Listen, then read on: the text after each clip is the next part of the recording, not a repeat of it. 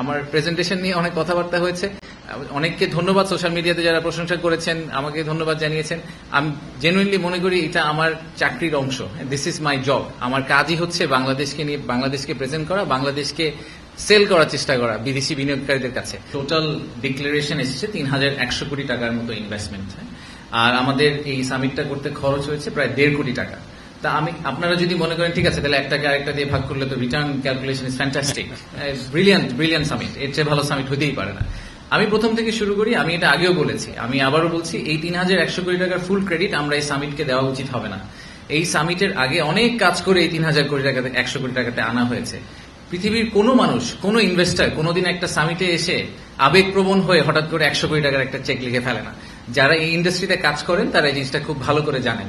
So যারা সামিটের সাফল্যকে কত টাকা ওই সামিটের 4 দিনে ইনভেস্টমেন্ট হলো এটার উপর বেস করে ক্যালকুলেট করতে চান, তাদেরকে আমার এটা just personal note of advice যে এইটার উপর বেস করে আসলে সামিটের সাফল্যটা আপনারা প্লিজ ক্যালকুলেট করবেন না।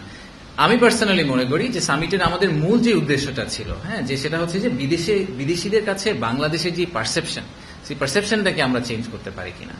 তারা যখন বাংলাদেশে আসে, আমরা এটা আগেও বলেছি যে বিদেশিরা যখন বাংলাদেশে একবার ফিজিক্যালি আসেন, তারা বাংলাদেশ নিয়ে যেই ধারণাটা নিয়ে ফেরত যান, ওনারা যখন গুগল সার্চ করেন তো ওনারা ওই একই ধারণাটা পান না।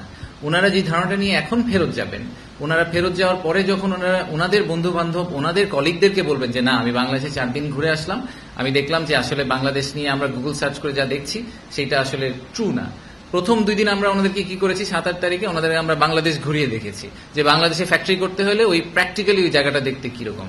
9 তারিখ সকালে আমরা ওনাদেরকে আমাদের ভিশনটা দেওয়ার চেষ্টা করেছি, আমরা কোথায় আছি, কোথায় যাওয়ার চেষ্টা করছি।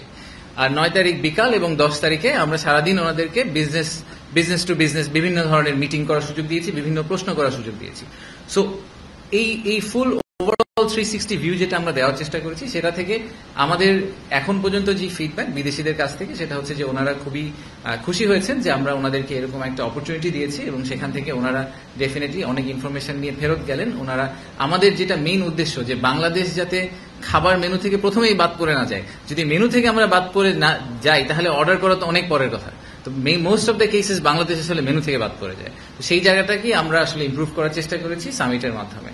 আর দ্বিতীয়ত হচ্ছে যে আমি আরেকটা কথা ডেফিনেটলি বলতে চাই, সেটা হচ্ছে যে আমার প্রেজেন্টেশন নিয়ে অনেক কথাবার্তা হয়েছে।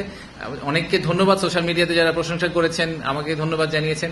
আমি জেনুইনলি মনে করি এটা আমার চাকরির অংশ।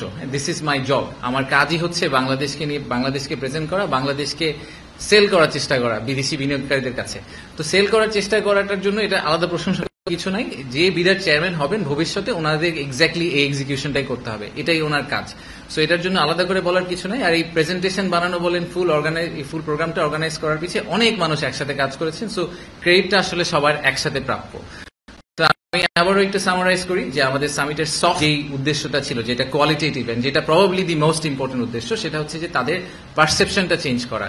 আমরা একই সাথে সংস্কারের কাজ করব, একই সাথে আমরা বিনিয়োগ ব্যবস্থার উন্নতি করার চেষ্টা করব, বাট একই সাথে আমাদের একটা পাইপলাইন বিল্ড করতে হবে। কারণ এই ইনভেস্টার 12 মাস পরে যদি বাংলাদেশে ইনভেস্ট করার ডিসিশনটা নিবেন, ততদিনে হয়তো আমরা ইনভেস্টমেন্টের সিচুয়েশনটা ইমপ্রুভ করে ফেলতে পারবো আগামী 12 মাসে। কিন্তু আমরা যদি এখন বলি যে ভাই না, আমার তো ইনভেস্টমেন্টের অবস্থা ভালো না, আপনি 12 মাস পরে আমার সাথে কথা বলেন, আমি এখন আপনার সাথে কথা বলতে চাই না, একটু ওয়েট করেন। আমরা সামিট এখন কেন করলাম, এই কোয়েশ্চেনটা যদি আপনাদের ক্ল্যারিটি চান, সেই ক্ল্যারিটি আমি আপনাদেরকে দেওয়ার চেষ্টা করছি যে পাইপলাইন বিল্ডিং এবং reform, they have to go hand in hand, পাশাপাশি প্যারালালি যেতে হবে, যাতে by the time reform is finish the pipeline is big enough. এবং সেটাই হচ্ছে বিজনেস ডেভেলপমেন্ট টিমের কাজ, যে তারা পাইপলাইনটাকে ট্র্যাক করে এমন একটা জায়গায় নিয়ে যাবে যে তখন ইনভেস্টার ইনভেস্ট করতে রাজি হবে।